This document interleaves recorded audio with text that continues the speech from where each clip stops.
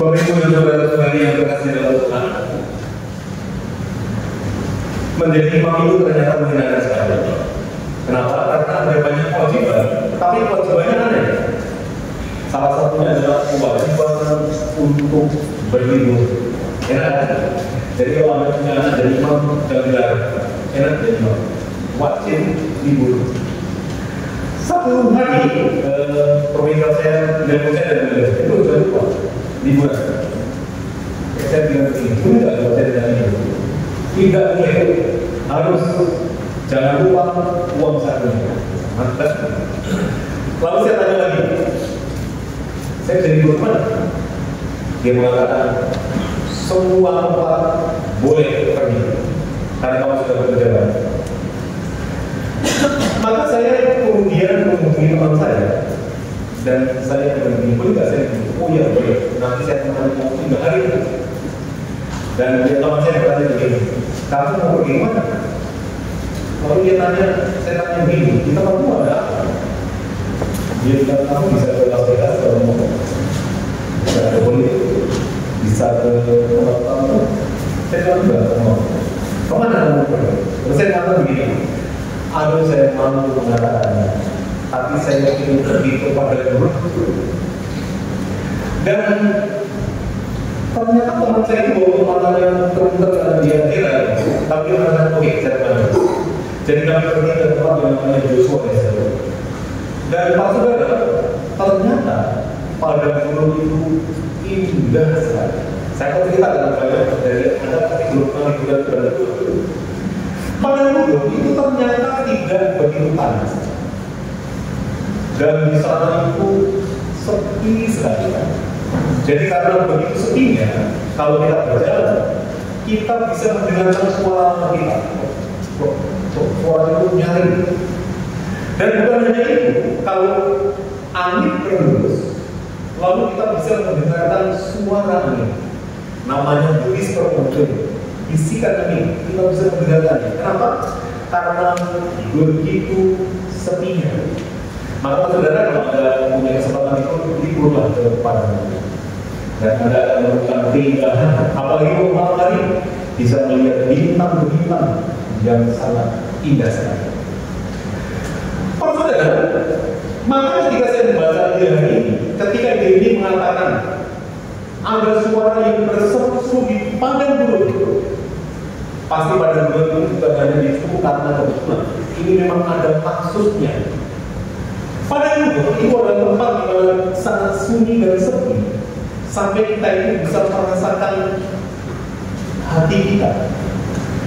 Hal-hal yang ada dalam hati kita itu bisa kita rasakan karena tempat itu begitu sepinya. Namun juga padang gurun itu adalah tempat yang berbahaya karena ada ular, ada binatang buas, kita perlu hati-hati. Maka saudara, yang namanya padang gurun itu adalah simbol. Simbol dari apa? Simbol dari hati kita. Hati kita itu seperti padang gurun, di mana di hati kita Tuhan berkarya. Tuhan senantiasa hadir di hati kita untuk membisikkan kehendaknya kepada kita. Namun juga hati kita itu juga tempat yang berbahaya. Kenapa? Karena hal yang tidak baik juga ada di kita. Iri hati, cemburu, marah, lalu kemudian gelut, apa namanya? Mana banyak loh, gelut itu semua di hati kita. Jadi semuanya di hati kita.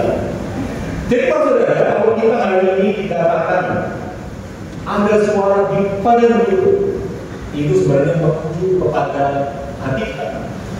Itulah sebabnya maka Paulus saat ini ketika dia menulis NCK, judulnya adalah Dilexit Nos, yang artinya al-mengasihi. Tetapi pesan Paulus adalah mari kita kembali ke hatimu. Kenapa? Karena hati adalah pusat dalam kehidupan manusia. Maka kalau kita ini bisa kembali ke hati kita bisa memfix, kita bisa memperbaiki kehidupan kita. Karena segala perilaku kita itu berasal dari hati. Maka ketika kita menafsirkan padang gurun sebagai hati kita, Injil hari ini mudah sekali kita mengerti. Setiap lembah akan ditimbun. Apa itu maksudnya? Saudara, banyak orang Indonesia itu mempunyai rasa rendah diri. Jadi dia itu merasa tidak berharga. Orang-orang yang dibully itu dia merasa ada yang tidak benar dalam dirinya. Kalau orang itu terlalu pendek atau terlalu kuku, kalau cuma mengatakan itu dia bisa sakit hati sekali. Kalau darinya menjadi begitu rendah.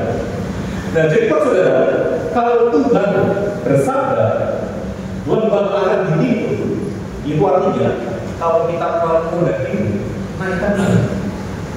Kita ingin ciptaannya. Tuhan mengasihi kita. Jangan kita ini terlalu tergantung diri kita. Kita ini sama dengan orang lain. Jadi kita jangan kemudian takut pada orang. Kemudian kita ini tidak berani bicara pada orang. Kenapa?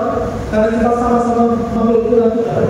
Maka kalau ada menderita yang namanya shame atau rasa rendah diri, timbul supaya Anda normal, naik ke atas.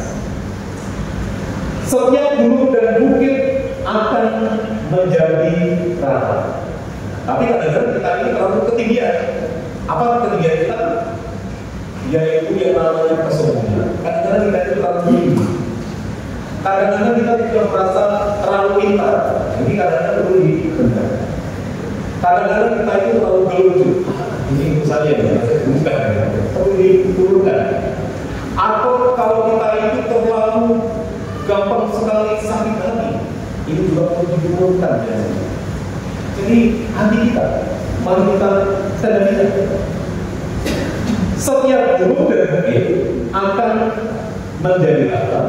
Yang berliku-liku dimuruskan. Apa ini? Wah, ini untuk laki-laki. Laki-laki itu kadang-kadang hatinya ini bengok-bengok. Pengen ini, pengen itu, pengen ini, pengen itu. Dan kadang-kadang kalau pengen ini, kadang-kadang ada di rumahnya. Maka seringkali kita berdoa, saya jangan berdoa, kalau yang berdoa yang baik itu, doa itu jangan terbaik doa. Kalau punya doa, kalau apa namanya, jangan punya podcast. Kenapa? Karena kita lihat laki-laki itu kadang-kadang baginya diambil itu. Nah, kalau kita sudah minimal kita tidak punya uang, jadi kita tidak berdosa. Jadi nasihat praktis. Kalau ibu-ibu beda lagi. Ibu-ibu itu paling tidak tahan dengan kata diskal. Jadi kalau pergi ke pulau adalah diskal. Lalu tiba-tiba dia mulai kehilangan akal sehat. Kemudian membeli barang-barang yang sampai di rumah proses juga ya. Diskal itu menjadi apa ya? Membuat ibu itu pikirannya menjadi hari itu menjadi berubah. Nah, ini perlu diluruskan. Jadi Pak Saudara, pandang bubur itu adalah hati kita. Lalu bagaimana caranya supaya kita ini dapat melaksanakan sabda Tuhan ini, supaya hati kita menjadi hati yang baik? Ingat, hati kita itu adalah pusat kehidupan kita. Hati kita baik, relasi kita juga baik. Maka mari kita membangun cara hidup yang disebut sebagai gaya hidup S3. Jadi S. S yang pertama itu namanya solitude. Solitude itu apa? Solitude itu artinya keheningan. Jadi kita ini perlu hening. Kenapa hening? Karena dengan keheningan kita ini bisa kembali ke hati kita. Dan kita ini bisa merasakan dengan kita. Kadang-kadang kita ini menderita iri hati. Kadang-kadang kita ini mengalami cemburu. Kadang-kadang kita ini mengalami perasaan di mana kita itu merasa tidak berdaya. Pada waktu kita fisik dan kita, nah itu saat di mana kita itu meluruskan yang bengkok, menimbun yang terlalu rendah, merapatkan yang terlalu. Jadi itulah yang namanya solitude atau keheningan. Yang kedua, S yang kedua itu artinya suci. Loh, kenapa kita bisa suci?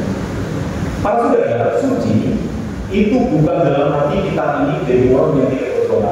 Kadang-kadang kita itu punya pikiran kalau orang suci itu artinya pergi ke gereja, dua kali itu tidak berdoa apa-apa, itu suci. Oh tidak. Orang suci itu artinya orang yang bekerja untuk siapa? Untuk orang lain, untuk orang lain yang dia cintai. Itulah yang namanya suci. Saya yakin bapak-bapak saya yang sudah meninggal, dia orang suci. Kenapa? Bapak saya itu WC, anaknya 8. Setelah bapak saya mengajar, dia akan bekerja di sawah, menanam padi. Karena apa? Karena dia ingin anak-anaknya semuanya kuliah semua, minimal sampai ke sana. Maka kemudian anak saya itu kemudian banyak berkeringat ya Pak, bekerja terus-menerus. Nah, keringat yang kita keluarkan karena kita ingin menyayangi sesama kita, terutama orang-orang yang percaya kepada kita, keluarga kita, komunitas kita, itulah yang membuat kita menjadi suci. Jadi kita membasuh diri kita dengan keringat berdoa. Dan yang terakhir adalah service. Service artinya apa? Artinya melayani. Jadi kita melayani, lalu kita jadi melayani murni. Kenapa? Karena berasal dari keinginan, karena berasal dari relasi yang personal dengan Tuhan. Cara hidup S3 ini adalah cara hidup yang baik sekali, supaya kita itu selalu. Kalau saudara, rumah seringkali kalau saya tanya dia bilang begini, oh saya kurang berdosa. Biasa jawab, saya tahu kamu berdosa. Modelnya kayak gitu, saya khusus. Tapi jangan lupa bahwa pendosa mempunyai masa depan. Orang suci mempunyai masa lalu.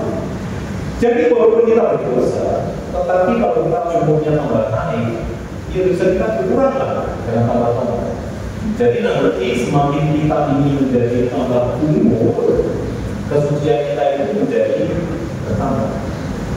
Makanya salah satu doa yang paling saya suka itu adalah doa dari Santo Agustinus. Itu doa waktu saya muda, saya sering sekali berdoa. Doa begini, Tuhan, jadikanlah aku menjadi murni, tapi jangan sekarang. Karena waktu Agustinus masih muda, dia masih suka hidup yang macam-macam. Tapi jangan sekarang. Tapi kemudian Agustinus dia berkembang dan bertumbuh sampai akhirnya di surga.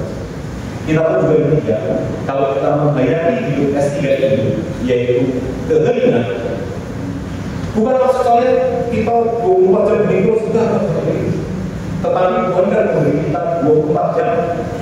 Baiklah kita pakai 1 jam untuk hening. Bukan dalam arti diam saja tidak berbuat apa-apa. Dalam 1 jam itu Anda bisa masak, bisa membaca buku, bisa apa-apa, tetapi jangan jangan main HP, jangan melakukan apa-apa. Supaya apa? Supaya kita itu masuk ke dalam hati kita. Lalu kita kemudian memperbaiki diri kita. Supaya apa? Supaya hidup kita itu hadir Tuhan. Kalau hati kita baik, perilaku kita juga akan baik. Pak saudara, kalau saya bertanya kepada saudara, kalau Tuhan Yesus sekarang ini, karena masalah yang Tuhan datang ke paling penting, kira-kira Tuhan melihat apa?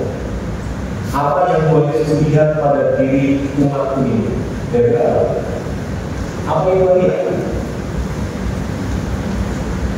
Kalau saya, akhirnya saya yakin Tuhan Yesus ketika datang ke bumi ini, pasti Tuhan Yesus melihat keindahan di mana, melihat kebaikan di mana. Kenapa? Karena apa adalah panggilan. Orang yang hatinya baik, dia akan melihat kebaikan di mana, dan dia akan bertemu dengan orang baik di mana. Tetapi kalau kita itu kurang baik, itu seringkali membuat kita itu menjadi apa ya? Menjadi kurang pandai di dalam memperbaiki. Nah, tesnya begini Pak Saudara. Kalau Anda ingin tahu Anda sebagai guru hati, Anda suka bersih. Nah, kalau Anda itu tidak suka bersih, kemungkinan besar Anda bisa ada. Tapi kalau masih suka bersih, berarti Anda masih punya kesempatan. Dua memberikan kesempatan yang luas sekali untuk apa? dan memperbaiki. Jadi kenapa? Karena kita ini perlu mendidik kita supaya kita menjadi orang yang. Kalau saudara kita di dalam apa yang kedua ini, mari kita sudah kembalikan kita, mari kita mendidik kita sesuai dengan ajaran. Mari kita coba tanggapi ajaran dari Sri Paulus dan punya direksi emosi ini, ajaran dia kembali dari kita. Mari kita belajar kita bisa ada kebahagiaan, ada damai, dan ada sukacita.